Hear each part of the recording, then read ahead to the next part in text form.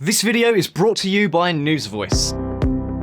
The news is broken. Almost all US media is owned by just a handful of big corporations. Fake news is obviously a huge problem as well, and finding something unbiased can be hard. NewsVoice is revolutionizing the news landscape. It's an app that gives you a personalized newsfeed by aggregating major news sites, as well as international and independent media, giving some much needed balance. Each news story shows multiple sources, which are all tagged with their bias and perspective. The news affects almost everything in our lives. What we hear and read shapes which persons we trust, what we eat, what we buy, how we vote, even how we think. NewsVoice is created by its readers as you can upvote stories that you find interesting, so more people will see them. It's essentially a democratized platform for news. Plus, it saves you time. You get all the news and all the sources in one app, so that you can be better informed. Oh, and it's totally free. Anyway, get started with NewsVoice today for free through the link below. It's available on both Google Play and the Apple App Store. And let's get into the video.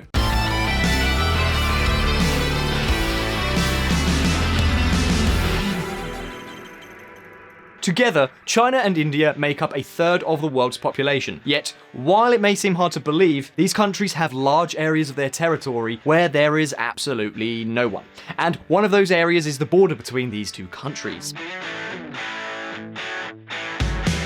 We're talking about a 3,500 kilometer stretch that crosses the Himalayas and where there are hardly any human settlements. Basically, there's the Yeti and not much else. In other words, the Chinese and the Indians share a border, but they don't see much of each other. And given what I've seen, that's probably a good thing. Every time a Chinese border patrol and an Indian border patrol cross paths, they end up calling each other names and then beating each other up. And no, this is not just a metaphor. It's very real. We're talking about real fistfights. They're a lot more common than you might think. We're talking about two countries that have had a rocky relationship for decades. And this is especially worrying when we consider that we are talking about two nations that make up a third of the world's population. In other words, news like this is a bit of concern to all of us because it could be the beginning of a third world war. 20 Indian soldiers killed in first deadly clashes with Chinese troops in 45 years. And you're probably wondering, but why do the Chinese and Indians get along so badly? Well, the border that separates them is the subject of a never-ending dispute. Look at this map produced by Al Jazeera. On the western border is where the current clash took place. The navy blue part is Kashmir. Some of Kashmir is controlled by Pakistan and the rest by India. In sky blue is the Siachen Glacier, seized by India from Pakistan. In orange is the area of Aksai Chin, currently controlled by China, but also claimed by India. There, in the Galwan Valley, is where a deadly confrontation recently took place. But hold on a moment, because the rest of the border is also a ticking time bomb. In the east is the Indian state of Arunachal Pradesh, claimed by China as its own territory since occupying Tibet. And between Nepal and Bhutan, there is a small strip of land, the ancient kingdom of Sikkim, which also forms a border. In fact, Chinese and Indian troops clashed in this area in 2017, and they clashed as usual equals. A punch-up. And I repeat, this is not a metaphor. We're talking about one of the few cases of violent but not armed conflicts in the world. All fights are pretty scrappy. And I know what you're thinking, really? Do they really solve their problems with punches? Well, the truth is, yes, punching and diplomacy. In 2017, China's President Xi Jinping and Indian Prime Minister Narendra Modi met in a Chinese city. It looked like everything was going to be okay. But the truth is, all those good vibes have vanished. And it seems there are cities in China that just seem to attract bad luck. Because yes, my dear friends of VisualPolitik, I'll bet you can't guess which city they decided to host this summit in. See for yourselves. Wuhan spirit has given new momentum to India-China ties, Prime Minister Modi. Exactly. Wuhan. Like this deal was cursed from the start, and now, in 2020, tensions between China and India are once again front and center in the media, just like the city of Wuhan. So, today's questions are, to what extent could there be an open war between China and India? What could happen with all this border tension? Today, we're going to answer these questions, but first, let's look at some history.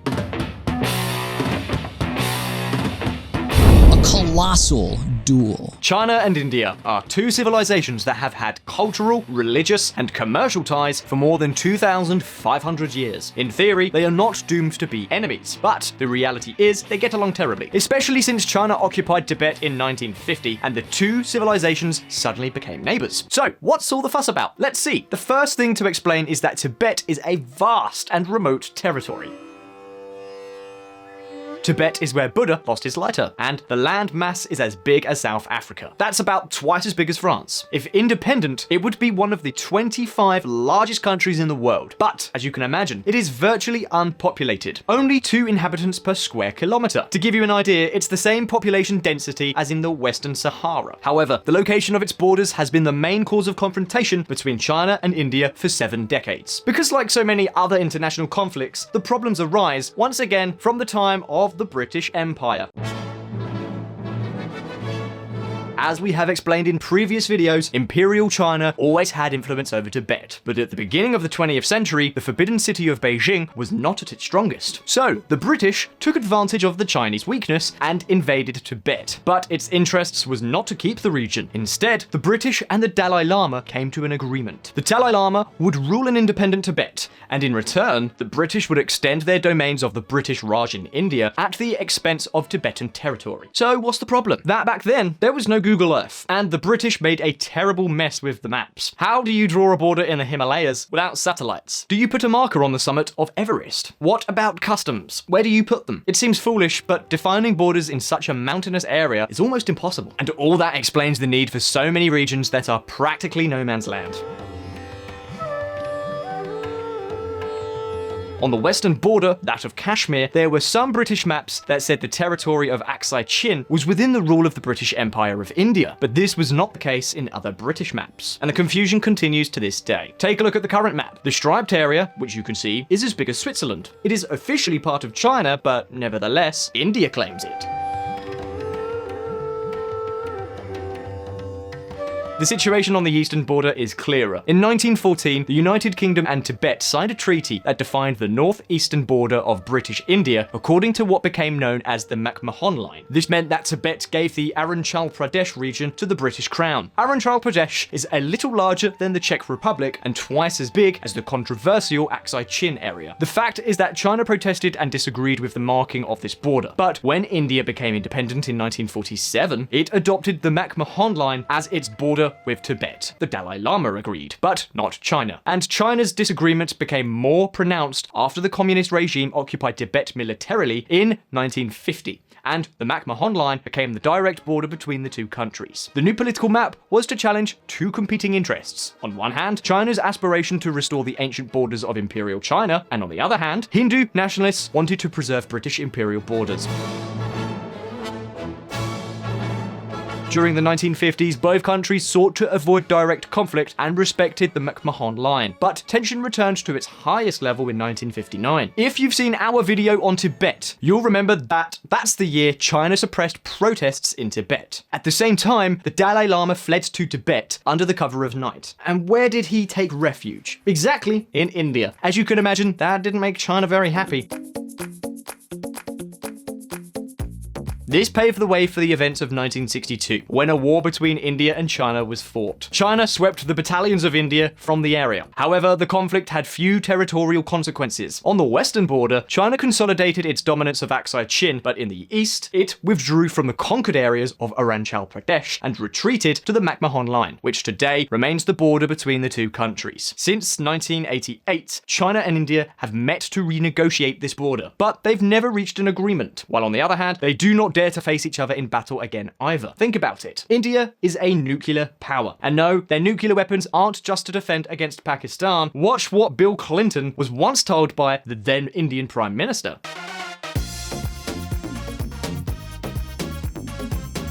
We have an overt nuclear weapon state on our borders, a state which committed armed aggression against India in 1962. Although our relations with that country have improved in the last decade or so, an atmosphere of distrust persists, mainly due to the unresolved border problem. Atal Bihari Vajpayee, Indian Prime Minister between 1998 and 2004. In other words, China and India are in what we would call a Mexican standoff. That is, they can't stand one another, but neither side dares to start armed conflict because they both have weapons to annihilate each other. And you'll say, how did they resolve this standoff? Well, in the weirdest way you can imagine, a punch-up. And again, this is not a metaphor. In the 1990s, China and India agreed that their border patrols can be insulted, beaten, or spat at, so long as there are no guns. You may be surprised to hear that this deal has worked pretty well. For decades, Indian and Chinese soldiers have been able to vent their resentment, but without any escalation. Meanwhile, India and China have been able to focus on more important things than territorial conflicts, that is, on growing economically. 3 decades later, China has become factory to the world, and India has become the world's service provider. If you want to make things, you go to China. If you want to hire programmers, you go to India. The two countries have grown, and territorial conflicts have faded into the background. So now you're going to wonder, what happened in 2020 for the conflict to surface again? Well, let's take a look at that right now.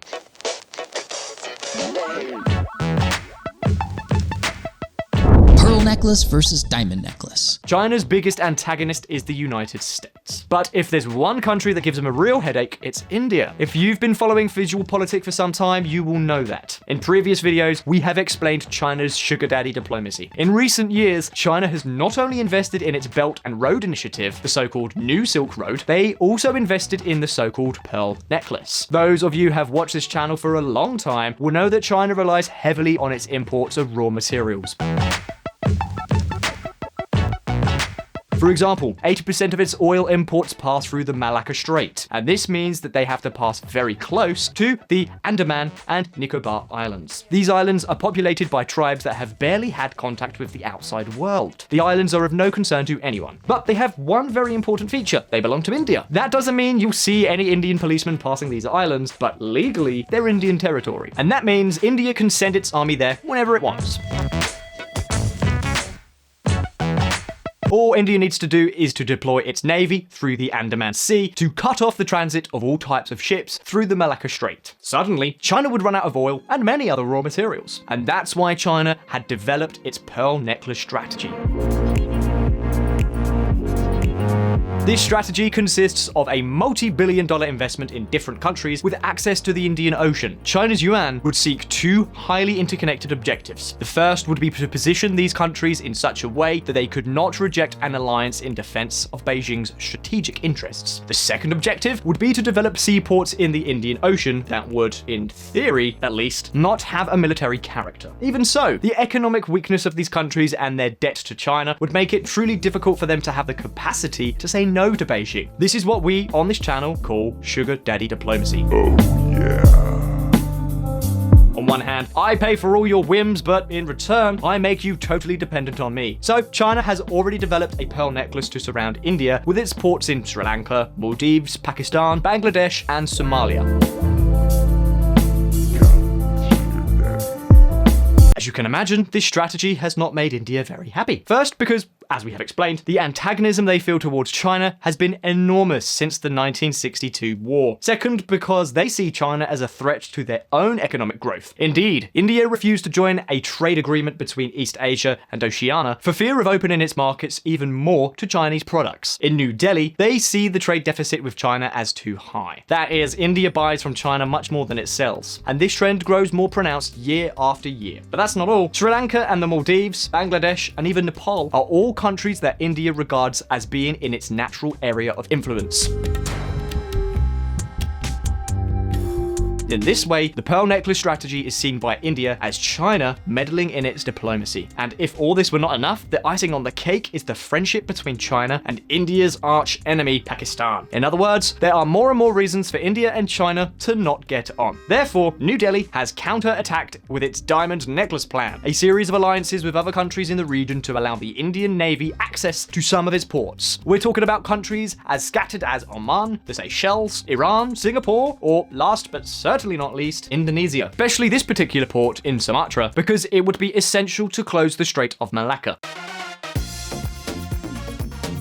Indian military base in Sabang, Indonesia can strangle China at the Strait of Malacca. India has also sought support beyond the Indian Ocean. It has strengthened the Quad Alliance, which includes 4 powers wary of Chinese awakening. We're talking about India, Australia, Japan, and the United States. In doing this, it should be remembered that India is breaking with a decades-long policy of non-alignment with respect to global blocs. A neutrality they are clearly abandoning by betting on the US-led bloc. Washington has always had frosty relations with India, especially since they developed their nuclear weapons program. But it's been a long time, and now, if the White House had to choose, it's clear they would swing more to India's side. Of course, the breaking of the ice between India and the United States also annoys China, but arguably the biggest affront to Beijing is India's support for the Tibetan cause. The Dalai Lama lives in India and is China's public enemy #1. So as you can see, Wuhan's spirit is already more of a ghost of the past than a hope for the future. And that's where things were at when tension escalated in Ladakh, Kashmir. Third World War? Einstein said he didn't know what weapons would be used in the Third World War, but in the Fourth, sticks and stones. Well, he doesn't seem to be too far off. Watch this footage from the end of May 2020.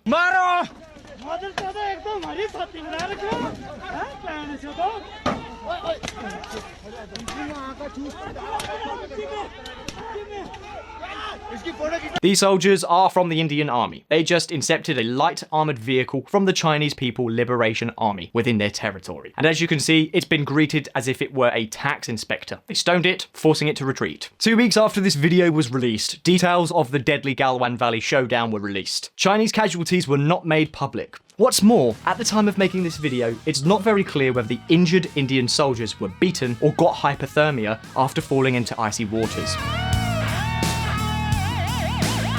What is certain is that we are facing the most significant clash in decades between China and India. So why is this happening right now? India currently has an ultra-nationalist government. One of its most controversial measures has been to remove Kashmir's autonomy. They have said in Kashmir that they do not respond to anyone but New Delhi and have dedicated themselves to reinforcing a number of positions. In China, this is seen as a threat to their claims on the Aksai Chin region, which is dominated by Beijing. And that's not all. India has mobilized troops near the border, and we're not talking about a few soldiers. To give you an idea, they've built an airfield at a height of 5,000 meters, with the highest runway in the world. They've also built roads like this.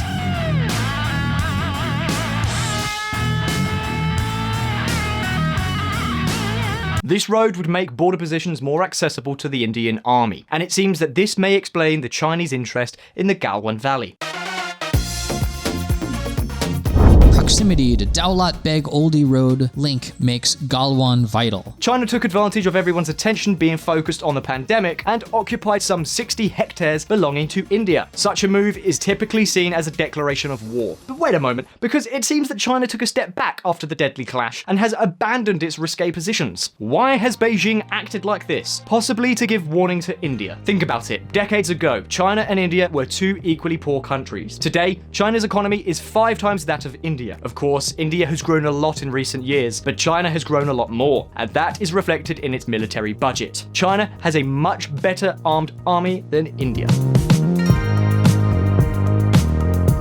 However, India still has an ace up its sleeve: its allies. Again, the United States is more likely to help India than China. In other words, we are stuck in a Mexican standoff. India and China hate each other, but are unwilling to face off against each other.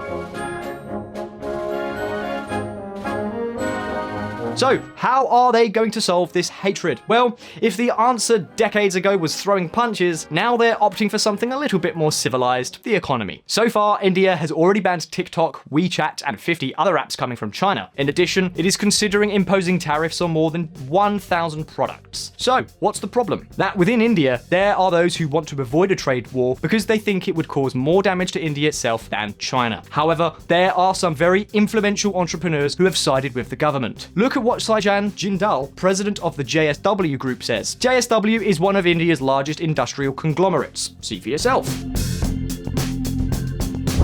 A lot of my friends and co-industrialists are upset as their business with China is important to maintain healthy margins and continuity. But this situation has come because of our complacency in blindly accepting cheaper imports from China rather than developing our own domestic vendors. Meanwhile, China-India talks on the Ladakh continue, so we will keep an eye on the upcoming developments. But now the question is over to you. Do you think that there will eventually be a war between China and India? Or do you think that everything will more or less stay the same with more punches and tariffs? Leave your answer answer in the comments. So I really hope you enjoyed this video. Please hit like if you did, and don't forget to subscribe for brand new videos. Don't forget to check out our friends over at the Reconsider Media podcast. They provided the vocals in this episode that were not mine. Also, this channel is possible because of Patreon and our patrons on that platform. Please consider joining them and supporting our mission of providing independent political coverage. And as always, I'll be seeing you in the next video. If you want to learn more about politics and world affairs and hear some more of my lovely voice, come check out the Reconsider podcast, where we don't do the thinking for you. Find Reconsider at www.reconsidermedia.com or on Apple or Google Play or your favorite podcatcher.